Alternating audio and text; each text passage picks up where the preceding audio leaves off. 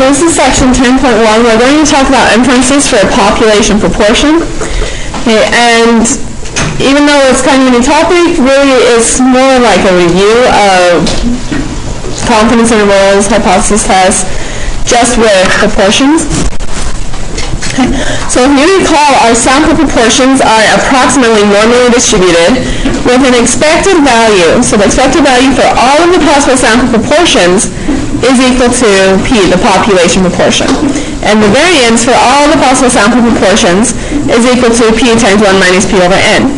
If the sample size is large enough, then it is normally distributed. Okay. The expected value and variance always hold, but it's normally distributed if the sample size is large enough. Okay. And our rule of thumb, if you remember, was that it was large enough if n times p was at least 5 and n times 1 minus p was at least 5. So the first thing we might want to look at is a confidence interval. Okay. So the theoretical form for any confidence interval that we've done so far in this class is that it's always the estimate plus or minus a critical value times the standard deviation of our estimate. Okay. So what would be our confidence interval for P? Well, how do we estimate the population proportion? We use our sample proportion, P hat, plus or minus, our critical value, which let's just call Z star for now. Z because we know it's approximately normally distributed, so we can use the normal distribution. Okay, and then times it by the standard deviation of the estimate. Well, what would the standard deviation of our estimate be?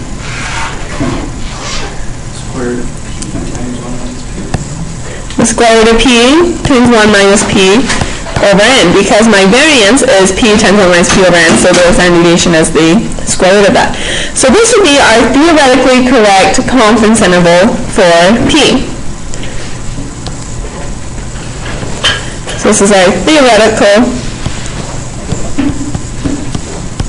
confidence interval. Okay. For P. Now, has anyone seen an issue with that confidence interval, using it to estimate P?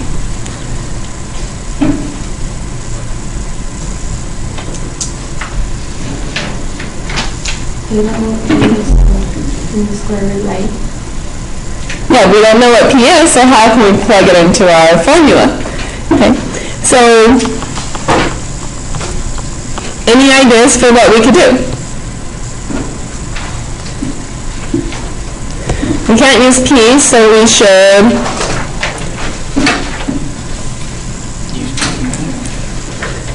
we'll estimate P with P hat. So we could write it as P hat plus or minus Z star square of P hat 1 minus P hat over N. So it might not be as accurate as if we use P, but it's the best we can do since we certainly don't know what P is.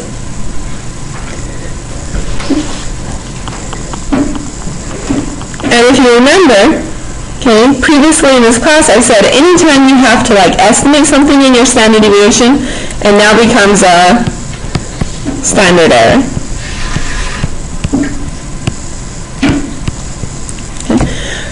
So we've been a couple of times in this class where we said, okay, this is what our formula would be for the confidence interval. We'd use the standard deviation, but sometimes we have to switch it out and use the standard error instead. So that's our best guess for the standard deviation. So our official formula, set it all up nice and neat. If we have a simple random sample of size n from a large population with an unknown proportion P of successes, the approximate confidence interval for P is P hat plus or minus Z star square root P hat 1 minus P hat over N. And notice we did say approximate because we had to use the P hat. Okay, now notice I wanted to point something out here. We say that it's large enough if N times P is at least 5. But if we're checking our assumptions before we do our confidence interval, are we going to know what P is to check the assumptions?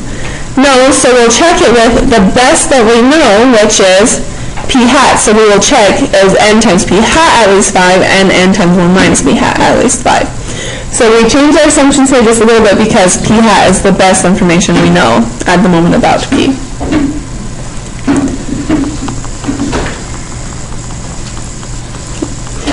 We can try an example. A company that makes cheese spread is considering a new spout design. Consider calculating a confidence interval for P, the population proportion of purchasers who would stop buying the cheese spread if the new spout were used. They took a sample of 1,000 customers, and 63 of them said they would stop buying the cheese spread. So first of all, is the sample size large enough? So let's write down what is N and P hat. So N is 1,000, and P hat is the number of successes out of my sample size. So 63 out of 1,000, or 0.063, right? So first when we check to see if the sample size is large enough, we need to check N times P hat is at least 5, and N times 1 minus P hat is at least 5. So 1,000 times 0.063, well, that's of course just going coming back to 63, and that's at least 5. And 1,000 times 1 minus 0.063 is going to give me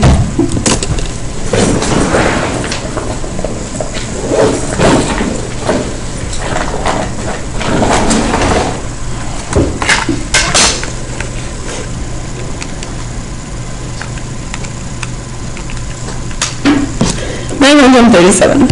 Probably could have done that in my head. And that's greater than 5 as well. So assumptions are met. So let's say we want to find the 96% confidence lower bound. So just practicing finding lower bounds for the proportion of customers who would stop buying the cheese spread.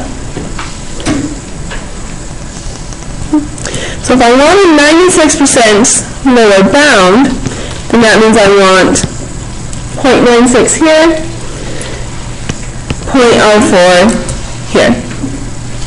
And we need to find our critical value. So if you have your normal table, get that out.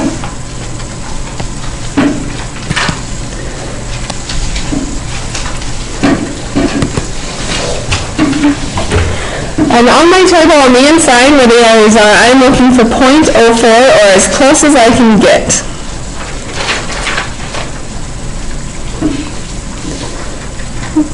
So it looks like I can get to 0.0401, that's pretty close. So my critical value is negative 1.75.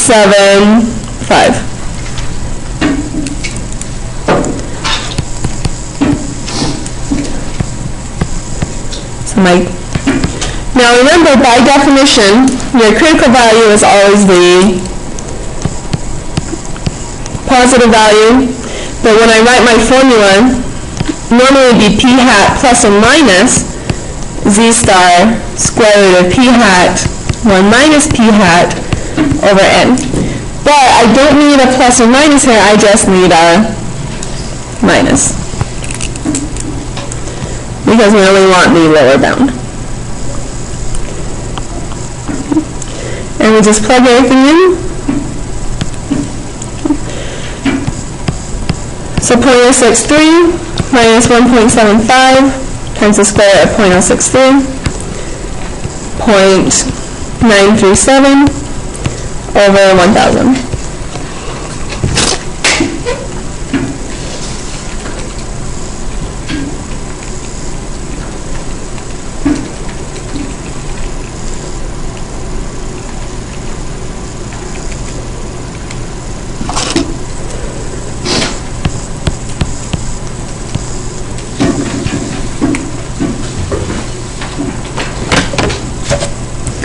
So 0.0495. So we are 96% confident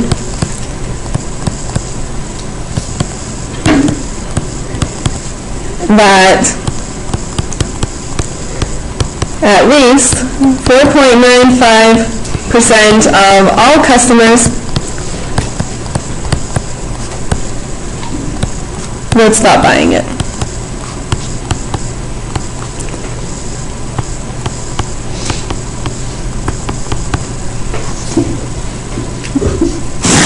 And that's how we do our confidence interval. Any questions?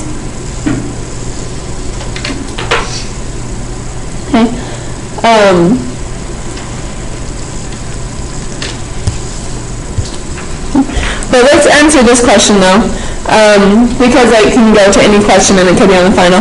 So what does the 95% confidence level itself actually mean? So what does the 95% confidence level mean? Okay, so for any confidence interval, if I ask you this question, what does a 95% confidence level mean?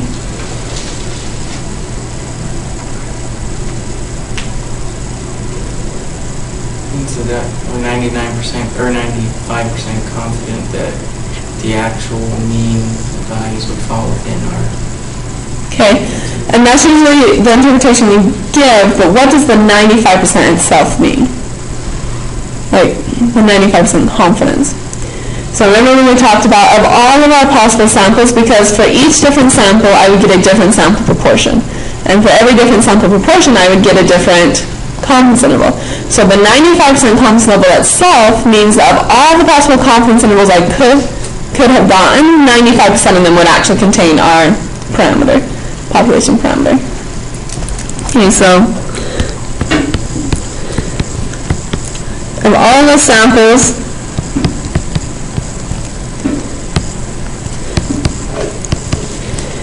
we could have chosen 95% of them would have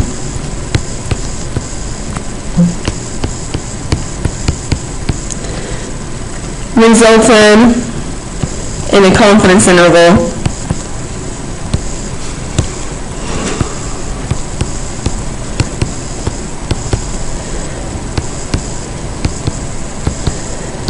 that contained the population proportion.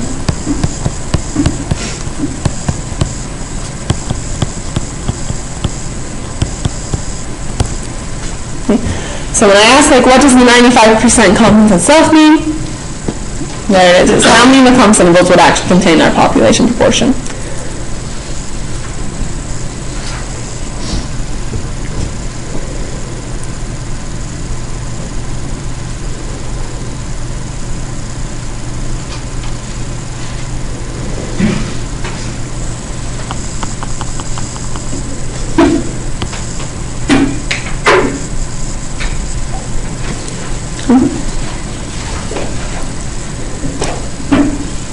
So another thing to address is how do we choose the sample size for a confidence interval?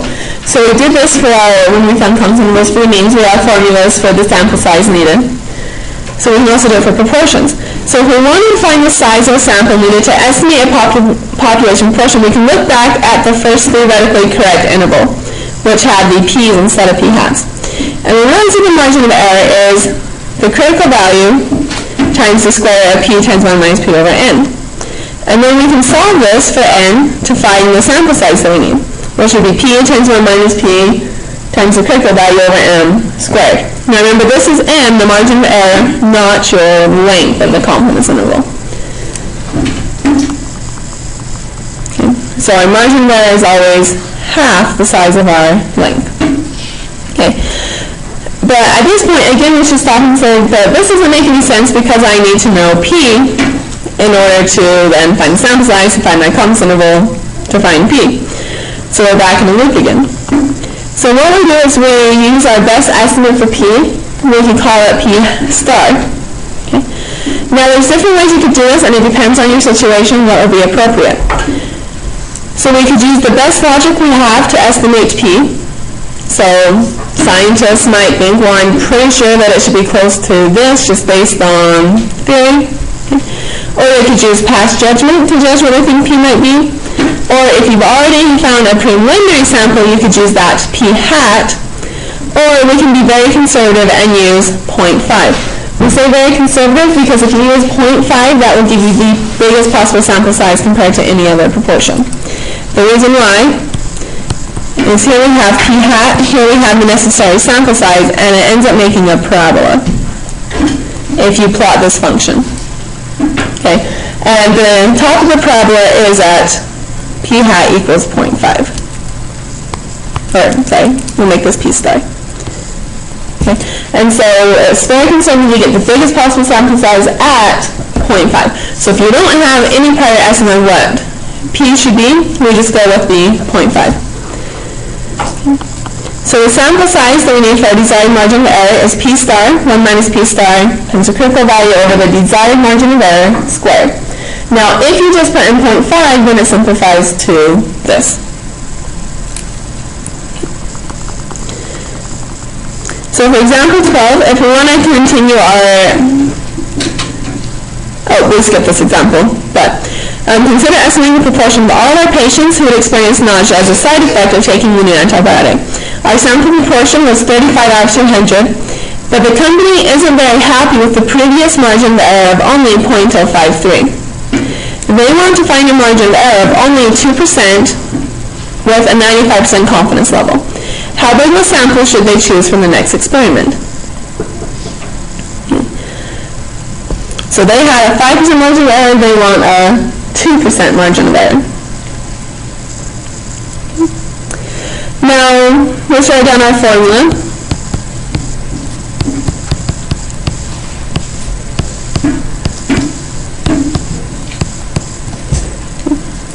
So P star, did they have some form of estimate for the population proportion already?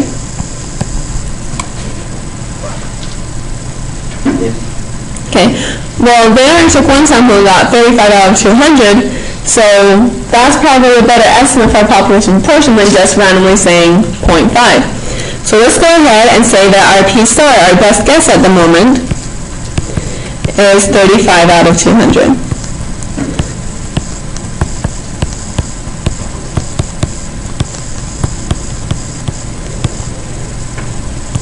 And what is the critical value, Z star, for a 95% confidence interval? You should have this one memorized. It is 1.96 divided by our desired margin of error. So how big do we want our margin of error to be? Let's see, 2%, and square it.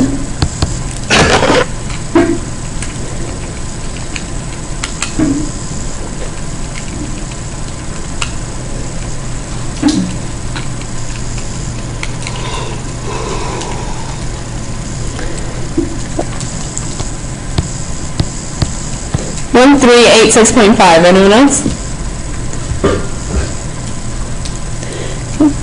So they need at least, since you can't take 0.5 people, let's round it up, so they need at least 1,387 people. Notice they went from 5% to 2%, so a little over doubled, and for their sample size, they had to more than quadruple it.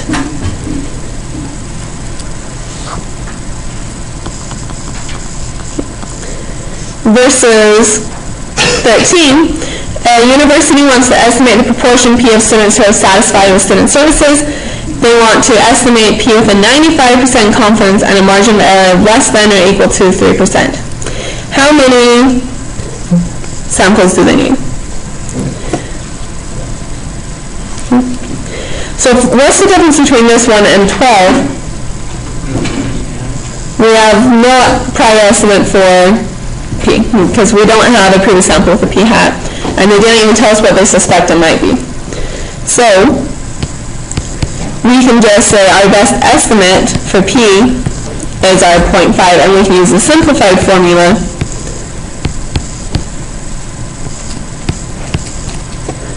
of this.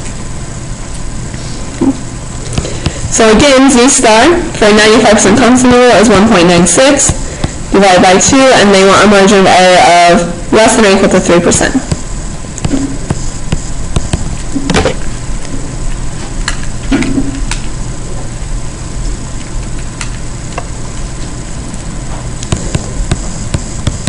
$1,067.1.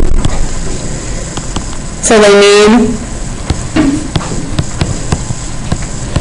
at least 1,068. Question. Is there a difference in meaning between P hat and P star, or are those like just both estimates of P? Is that like actual difference in meaning between the two? No, they just needed to make up a random symbol for it.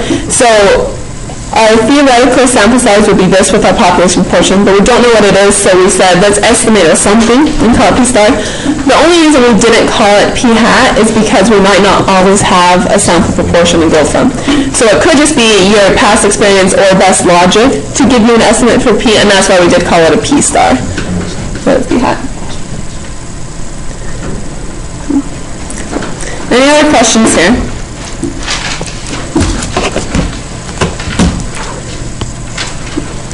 Now we also need to do hypothesis tests for proportions. Okay. Now if you remember, our form for our test statistic, and I've written this down several times as we've gone through, is a general form for most tests is estimate minus hypothesized value over the standard deviation of the estimate. Okay, or if we don't know the exact standard deviation, we use the standard error, which is estimate minus hypothesized value over the standard error of the estimate. Okay, so in our case, like if we were here, we could say, well, our estimate for p is p hat minus whatever we think our population proportion might be, and then divide it by the standard deviation of the estimate, which would be p times 1 minus p over n. Okay, but do you see a problem in this test statistic if we don't know what p is? Okay, well, once again, we can't have a p in our formula. In this situation, though, okay, remember when we do hypothesis tests, we're going under the assumption of the null hypothesis true for all of our calculations. So remember, all calculations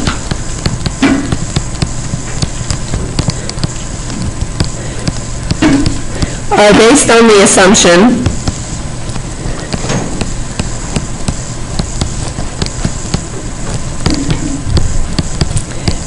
that the null hypothesis is true.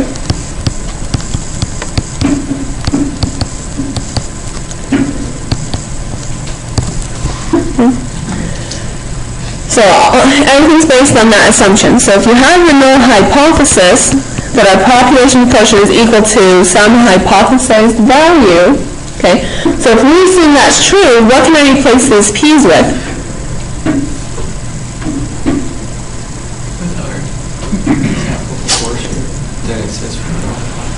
Okay. Basically p hat. Well, p hat won't always be equal to this p naught. Okay, so I might be saying I want to know if my population proportion is 0.4, and I might have a sample proportion of 0.37. Okay, but somehow we need to replace these p's with something. I could try and replace it with p hat. However, if we're operating under the assumption that the population proportion really is p naught, then this p naught is an even better estimate than p hat, under the assumption that the null hypothesis is true. So we're actually going to do a p hat minus p naught over the square root of p naught times 1 minus p naught over n. Okay. Again, under the assumption that the null hypothesis is true, this p naught is our best estimate for p. Okay, because it should be equal to p.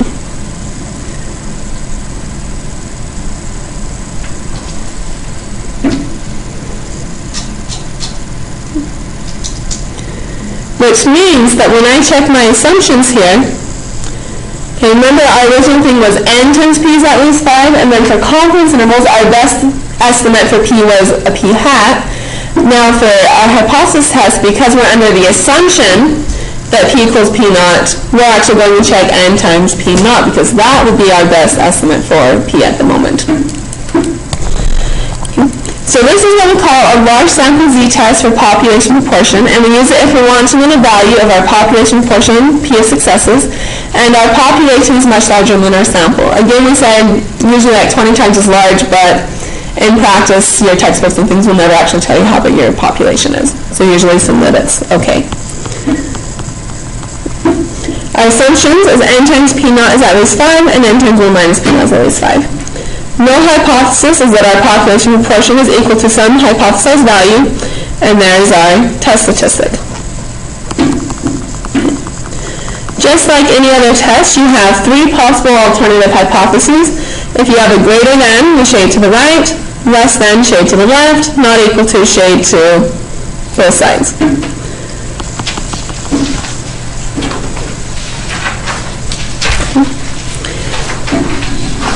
So let's try it in an example. So a drug, Viral, is known to help about 70% of people that have viral upper respiratory infections. Another drug company is interested in developing a new drug, Fantol. They want to know if their new drug is significantly better than Viral. So they randomly sampled 300 patients, and Fantol helped 231 of these patients feel better. So first of all, what are we asking here? When we ask, is Fantol significantly better than Viral, we want to know then what is the population proportion of people that Fantol helps feel better. So we want to know, is P greater than 0.7? That is our question, where P is the proportion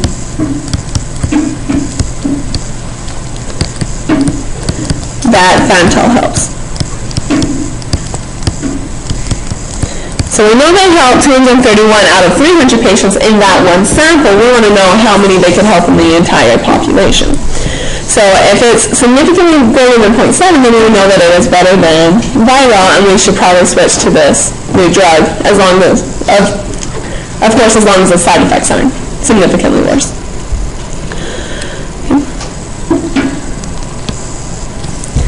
So when we go through, we follow all of our same steps of hypothesis testing, like what is the significance level? Let's choose 0.05. We need to check our assumptions.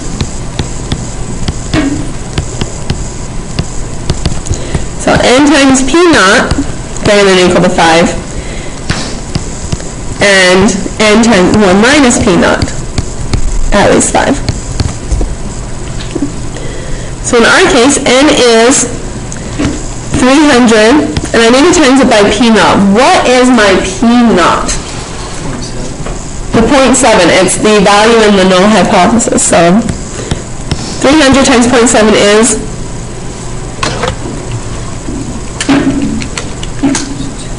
210. Well, that's at least 5. And 300 times 1 minus 0.7 should be 90. And that's at least 5 as well. Okay. Notice here that I did times it by 0.7 and not my p hat, which would have been 231 out of 300.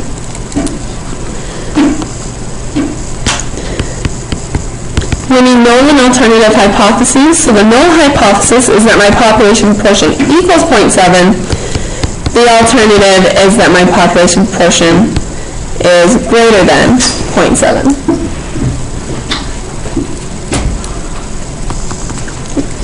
Next step is always my test statistic.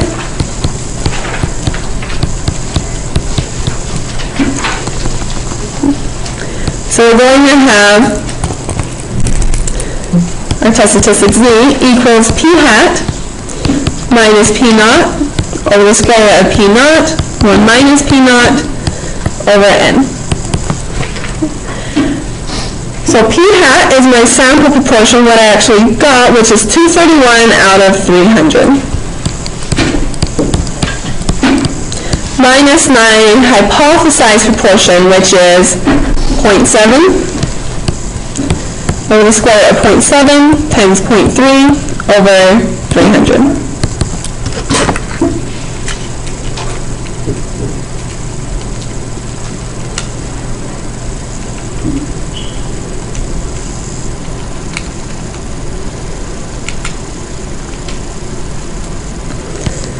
$2.645.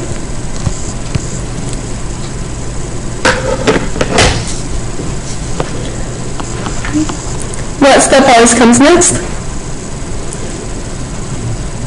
Okay. Degrees of freedom, if we need them, we don't need them for our standard normal distribution for z low. So our next step is the p-value. Okay, we're back to a z table, which is symmetric again. Here's our 2.645. Now, according to our alternative hypothesis, which is a greater than, which tail are we interested in? That's the right tail. So go back to your normal distribution.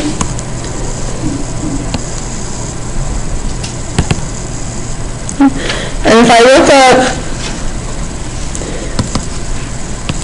let's see, 2.645, let's go ahead and round it to 2.65 so I can use the table.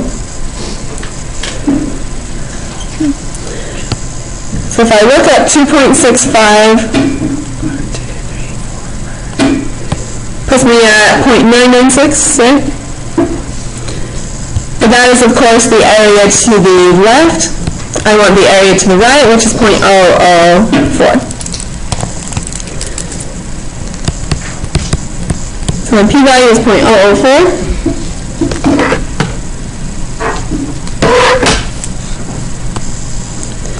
And is that a small or a big p-value?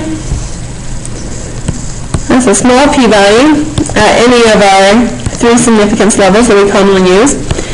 So we reject the null hypothesis. And we have very strong evidence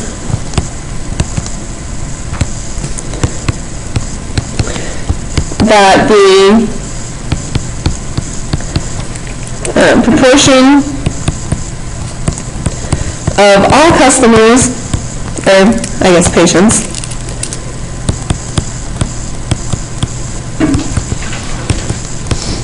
that Fantal helps